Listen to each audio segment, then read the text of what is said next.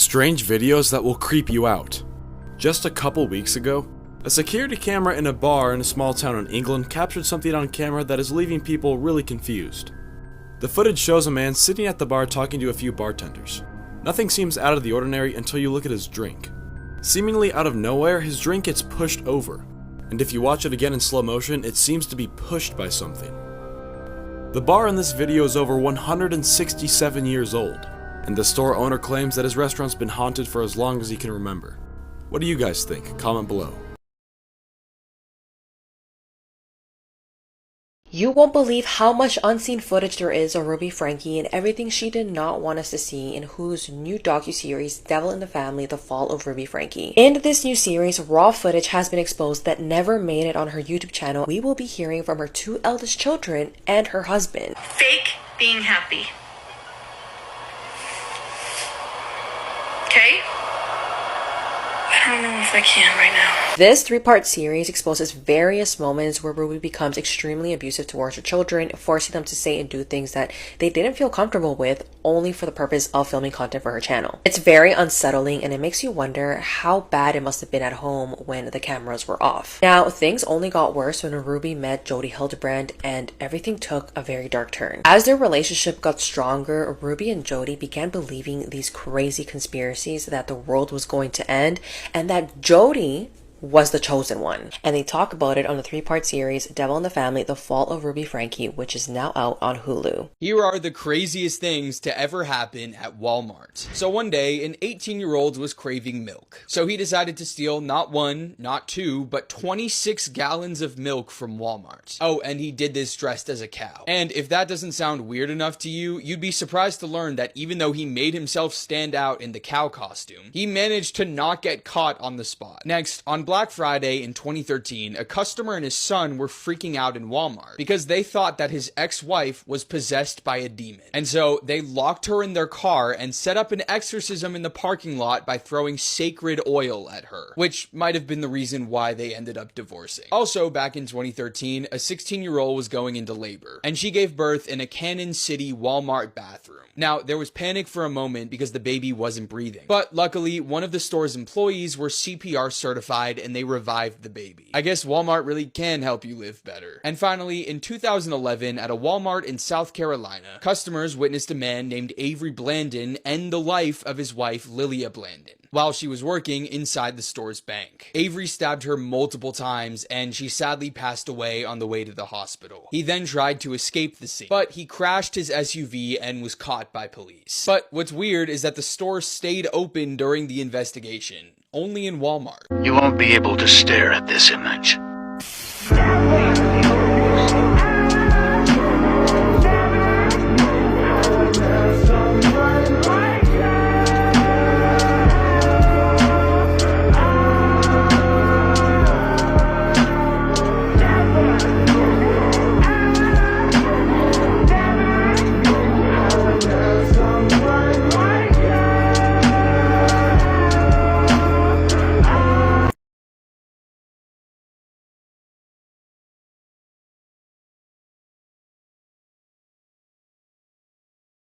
Here's some of the greatest conspiracy theories of all time.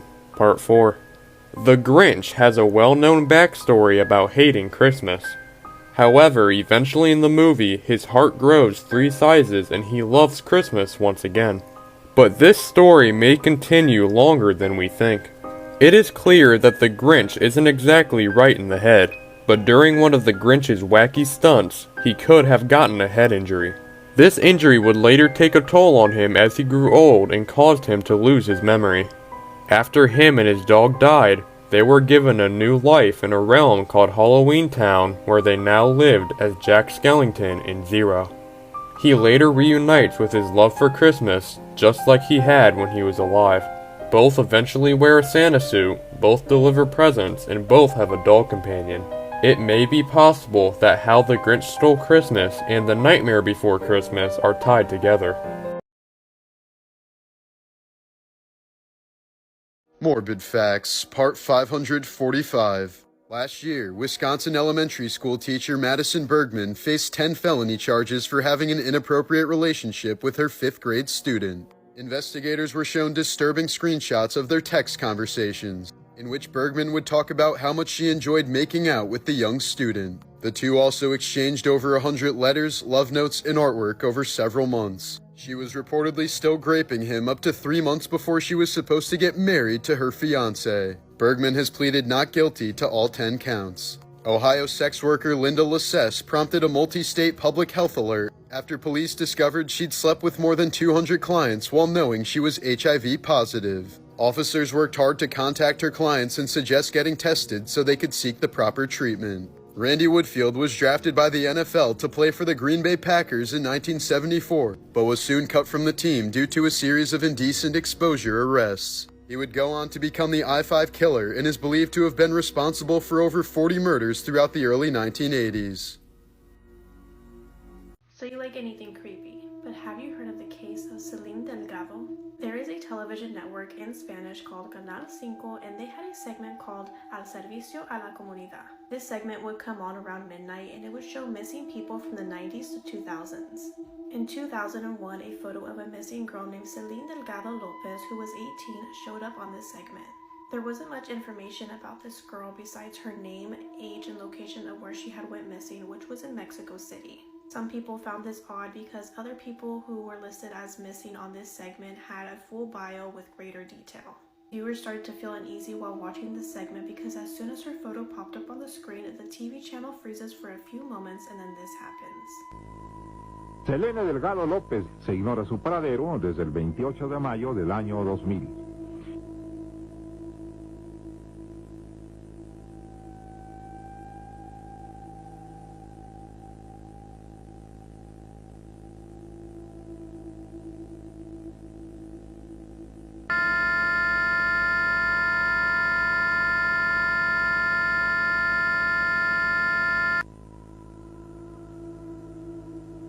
Creepy, right?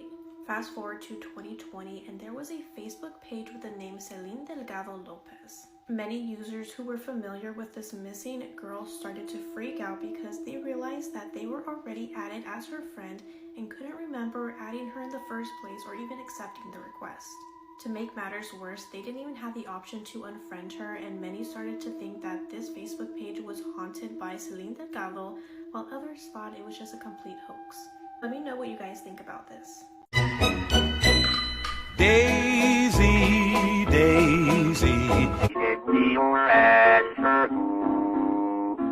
I'm half crazy. All for the love of you. It would be a stylish marriage. Here are the strangest things that were found in the middle of nowhere. Back in 2014, two German friends were walking through a forest that they used to play in as kids, when suddenly they noticed two pipes sticking out of the ground. They continued to walk until they stumbled upon a hidden doorway that went underground. They entered the creepy corridors until they stumbled into a room that was flooded and had a weird looking machine. That's when they realized they were in an abandoned control bunker that was used by the Soviets during the Cold War. Next, in 2016, a group was flying in a helicopter over the forests of West Russia, and they spotted another helicopter that was abandoned in a swamp. This turned out to be an Mi-6 model that originated in 1956, and it was the largest and fastest helicopter at the time. It was revealed that the helicopter had been there since 1981, when it traveled from Moscow and it crashed because of engine failure. But thankfully, the crew of it did live to tell the tale. And finally, on Route 90 in Texas, you can find a Prada store that's surrounded by nothing but desert. This was actually art that was made back in 2005 and cost $120,000 to make. Inside the store, there's even real products from their 2005 Prada collection. But unfortunately, the doors aren't real, so you can't actually buy them. This new true crime docuseries is so creepy and bizarre, and it had me hooked from the moment it started. This is like Unsolved Mysteries meets X-Files, and it might be the greatest thing I've seen all year. Out there, Crimes of the Paranormal features 8 true crime stories that have some strange and creepy connection to something paranormal. If you love documentaries, make sure to hit follow because I post daily and you'll never miss out on what to watch. Whether it's someone getting drove to madness from believing in something paranormal like lizard people and committing a horrific crime, or people blaming things like murders on something paranormal like witches. It's fascinating and yet very scary, and I think a part of the reason why it's so scary is because the filmmakers did a really good job of grounding the series in reality. Out There, Crimes of the Paranormal is releasing exclusively on Hulu, so if you want to see this, make sure to head over there and check it out. Let me know what you guys think about this in the comments.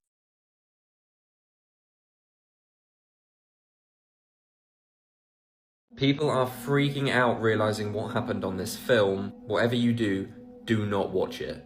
There's a lot of disturbing films out there you've probably all heard about. The reason this is so disturbing is because it's real and because of what happened.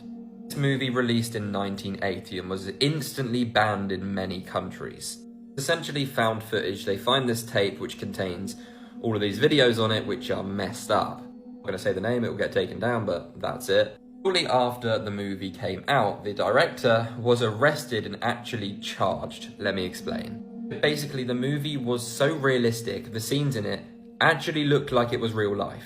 Now, I'm not going to talk about the things that happened, but you can probably guess it's pretty brutal. There's lots of things that involve animals, humans, and stuff I can't even talk about. When it came out, many critics and people viewing it thought it was genuinely real. Rogetto Deodato, the director, was arrested and eventually actually charged with murder, saying that he had actually unalived the crew who were the actors in the film. They were able to prove that all of the people who were in the film, the actors, etc., were perfectly fine and he was let off. It was a film, no one was actually unalived. But unfortunately, the things that happened to animals in the film was real, like they were actually extremely harmed during the making of the film. Some problems there, and this has of course caused a lot of controversy over the years. A lot of people still say that this movie is cursed, and if you watch it, you're watching real stuff happen. It's definitely an extremely disturbing watch, so I don't recommend it. I have real tears in my eyes right now. People always say, like, Appalachia, #1 rule, you don't go out after dark, right? Even I know that. They say you don't look to the woods. That's cardinal rule, right? You don't know what's looking back. Found this video, I'm gonna play it for you. It's not even really a video, it's more of like an audio clip of somebody who was in the woods at night. He recorded, the only way I could describe it was disembodied screaming throughout the forest.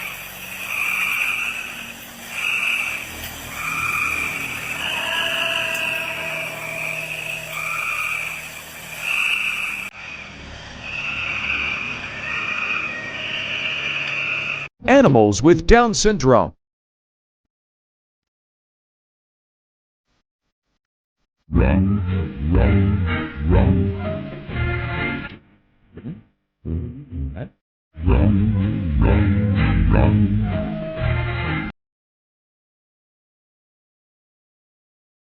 Morbid Facts, Part 546. In 1983, Carla Faye Tucker murdered a couple with a pickaxe while attempting to rob them, striking each of them more than 20 times and later saying she felt a sexual thrill with each blow. Tucker was sentenced to death for her crimes, but after converting to Christianity during her time in prison, there was a worldwide campaign to spare her life, even involving Pope John Paul II and the brother of one of her victims. However, Texas Governor George Bush ultimately blocked the appeal, saying, "The gender of the murderer did not make a difference to the victims," and Tucker was executed by lethal injection in 1998. South Carolina woman Mary Wilson was using her blow dryer when she suddenly passed out with her hand on top of it. The dryer continued blowing hot air directly onto her skin for at least 20 minutes, causing third-degree burns all the way to the bone. Wilson was rushed to the hospital, where doctors found nerve damage so severe they had to amputate her entire hand. The yellow outline is the size of SeaWorld's parking lot. The green dot is where orcas will spend their entire lives.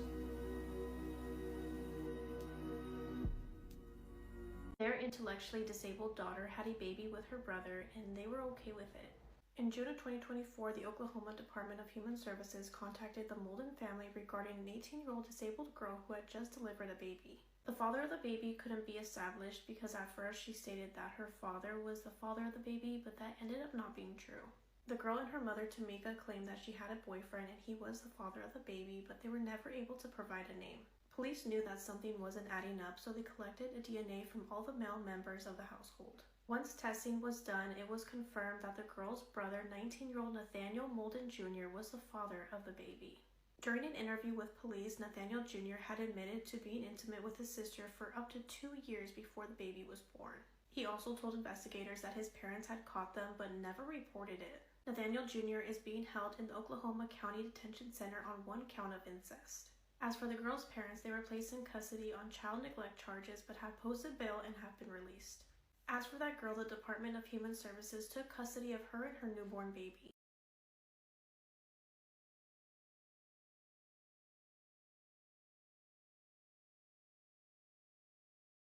Here are the craziest things to ever happen at Walmart. So one day, an 18-year-old was craving milk. So he decided to steal not 1, not 2, but 26 gallons of milk from Walmart. Oh, and he did this dressed as a cow. And if that doesn't sound weird enough to you, you'd be surprised to learn that even though he made himself stand out in the cow costume, he managed to not get caught on the spot. Next, on Black Friday in 2013, a customer and his son were freaking out in Walmart because they thought that his ex-wife was possessed by a demon. And so they locked her in their car and set up an exorcism in the parking lot by throwing sacred oil at her, which might have been the reason why they ended up divorcing. Also, back in 2013, a 16-year-old was going into labor, and she gave birth in a Cannon City Walmart bathroom. Now, there was panic for a moment because the baby wasn't breathing, but luckily, one of the store's employees were CPR certified and they revived the baby. I guess Walmart really can help you live better. And finally, in 2011, at a Walmart in South Carolina,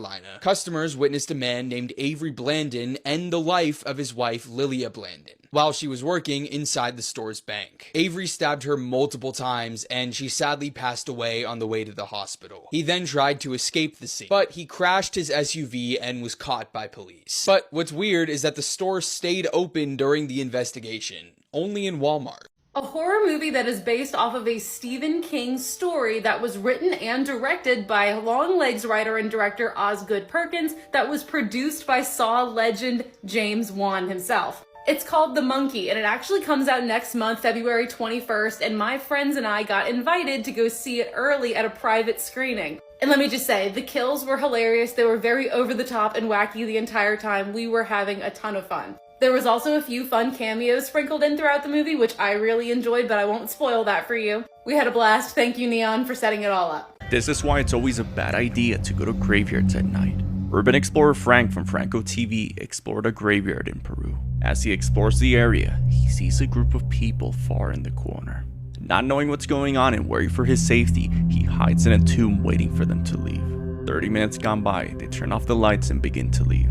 Scared someone may still be there, Frank waits 30 more minutes. As he makes his way to the tomb, what he finds is disturbing. Frank finds a circle of candles and what looks like a voodoo doll next to a star. He also finds a container with unknown contents. As Frank tries to communicate with the spirits in that area, he hears laughing coming from one of the graves. Worried for his safety, he decides to leave and says he doesn't want any problems or to be followed by anything there. As Frank makes his way out, he sees something horrifying. What looks like a person can be seen peeking at Frank from the corner of the tomb.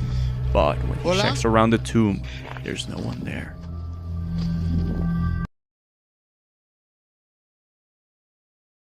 So Amy Slayton from TLC's 1,000 Pound Sisters was just arrested, and the way she was arrested is an actual fever dream. Like, honestly, I feel bad because if this goes the wrong way, she could lose custody of her children. So on Labor Day, Amy Slayton, her boyfriend, and 2 children went to a safari park in Alamo, Tennessee. It's basically like a drive-through zoo where you can feed the animals and pet them if they let you. We don't know exactly how it went down yet, but sources are saying that Amy was bit by one of the camels. I don't know if the injury was so bad that Amy called the police or if it's just the park's policy to call the authorities anytime someone is bit by an animal, but the police were called, and when they approached Amy's car, they immediately smelled some green flour, if you know what I mean. And when the authorities looked inside, they allegedly saw the flour and some special mushrooms in plain sight. Amy and her boyfriend Brian Lavorne faced charges of illegal possession of Schedule 1 and Schedule 6. And because the children were in the car, they also faced 2 counts of child endangerment. We know that the children are safe and staying with Amy's family members.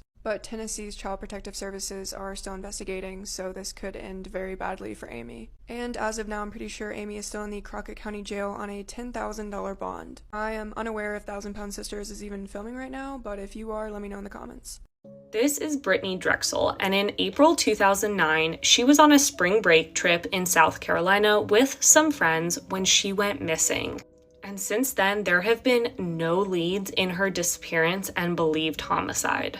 Brittany was 18 years old in April 2009, and she wanted to go on a spring break trip to Myrtle Beach, South Carolina with her boyfriend and some of her girlfriends. But when Brittany asked her mother if she could go, her mother said no because she didn't know any of the other teenagers going with them and there were no adults accompanying them on the trip. This led to an argument between Brittany and her mother that lasted for several days.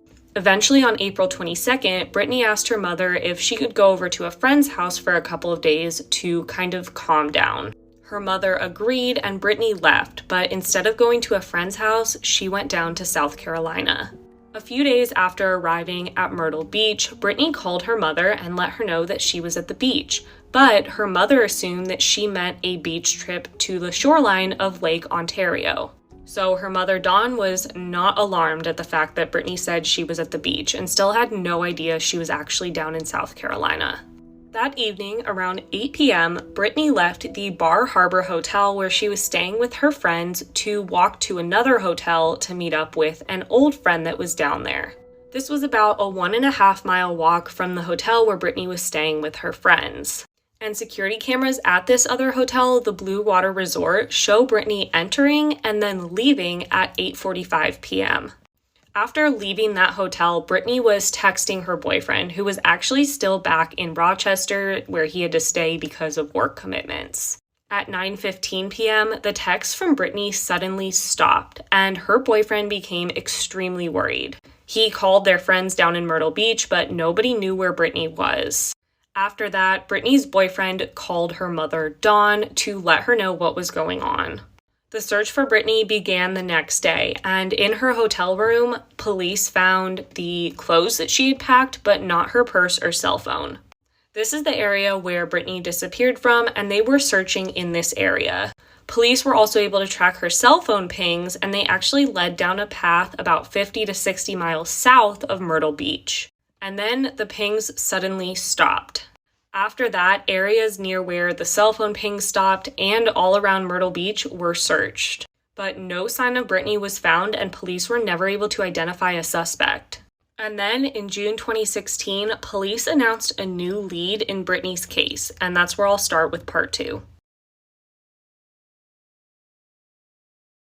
Waverly Hills Sanatorium. This is a place in Kentucky where very few people will still dare to venture. There is a lot of that has to do with just how twisted the history is. One of the darkest stories that ever came out of the sanatorium were the stories of the body chutes. This is very much real, and it was beneath the building. What it was, and as you can see, is it was basically a tunnel system that was constructed at the height of patient death. There were so many patients dying, at least one every single hour, that they had to figure out a way to get rid of all the bodies. In that underground system, they built a 500-foot-long tunnel. That tunnel had a conveyor belt where they were just funneling bodies out of the building. It is truly considered to be one of the most haunted places in the United States, and for sure in Kentucky. Which is why when I go to Kentucky, I always have my Kentucky After Dark passport. This thing is truly something that you can take with you to basically every paranormal haunted stop.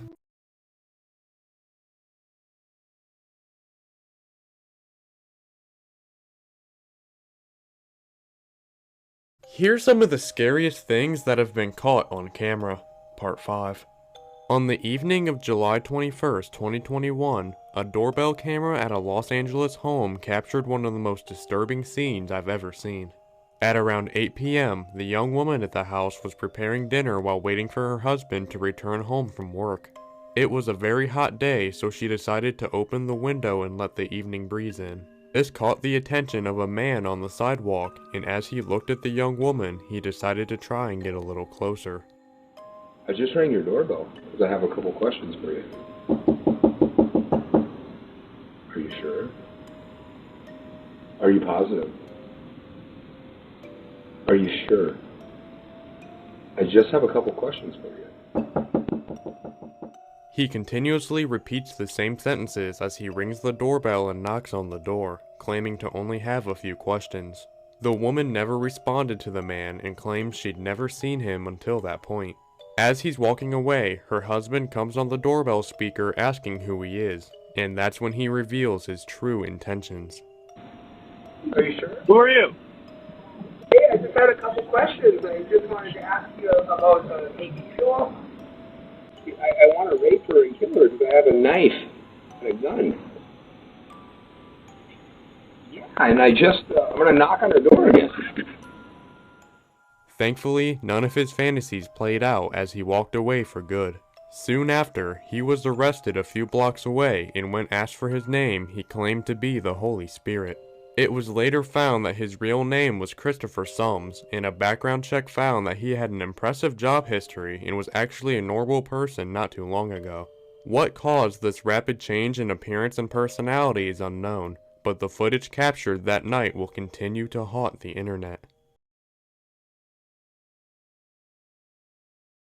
On the afternoon of June 4th, 2005, two friends, 22-year-old Henri Murray and 23-year-old Piet van Niekerk, decided to do some spearfishing off of Miller's Point, which is in False Bay, South Africa.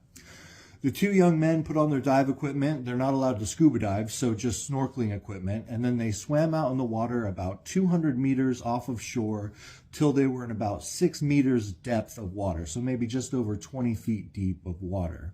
At some point, Henri, he spots a fish, he spears it, and then the two men are swimming back up on the surface with their secured fish, when all of a sudden, Niekerk hears his friend, Henri, yell out, "Hey, there's a shark, we need to get out of here." Well, Pete, he looks, and sure enough, there is a massive great white shark swimming on the ocean floor right beneath them. So the two men, they begin to swim towards shore, hoping to avoid the shark's attention, but unfortunately they are not able to avoid the shark's attention for long. There are several people watching from the beach at this point. One of them, whose name was Dave, will come into the story here in just a bit, but several people watching from the beach and a jetty, and then you have the two young men swimming in the water trying to escape this shark. Well, the shark breaches the water in between Pete and Henri. It's unclear how far the two men were away from each other, but the shark comes up out of the water right in between them, and then it begins to lunge and bite at Henri. Now, at this point, Henri, he takes his spear gun and he's jabbing at the shark, and he's able to fend it off twice. It comes back twice, biting at him, and he's able to spear this shark. Well, not spear it, but hit it with his spear gun and deter it. Unfortunately, the third time the shark came back, this was not the case. The shark came back from behind him and kind of underneath him and grabbed him by the legs and swallowed him all the way up to his chest. So his arms were pinned inside the shark's mouth as well. So he's almost completely inside of this shark. And the shark lifts him up out of the water as Pete watches in horror, and the people from the beach are watching this too. That guy Dave, who was watching from shore, said that this shark must have been nearly 20 feet long or over 6 meters to be able to swallow this man like that almost completely. So it swallows Henri almost completely, it slams him back down onto the water, and then it just disappears with him in its mouth. Pete obviously can't do anything. He's able to swim back to shore successfully. There are some reports saying that he tried to spear the shark at some point, but this was unsuccessful or did not deter the animal, whether or not that's true. Anyways, he makes it back to shore. They launch several search attempts with police divers and everything. The only thing that they're ever able to find is part of his torn wetsuit and part of his weight belt and I think his snorkel and spear gun. So it's assumed that Henri was swallowed entirely by this shark.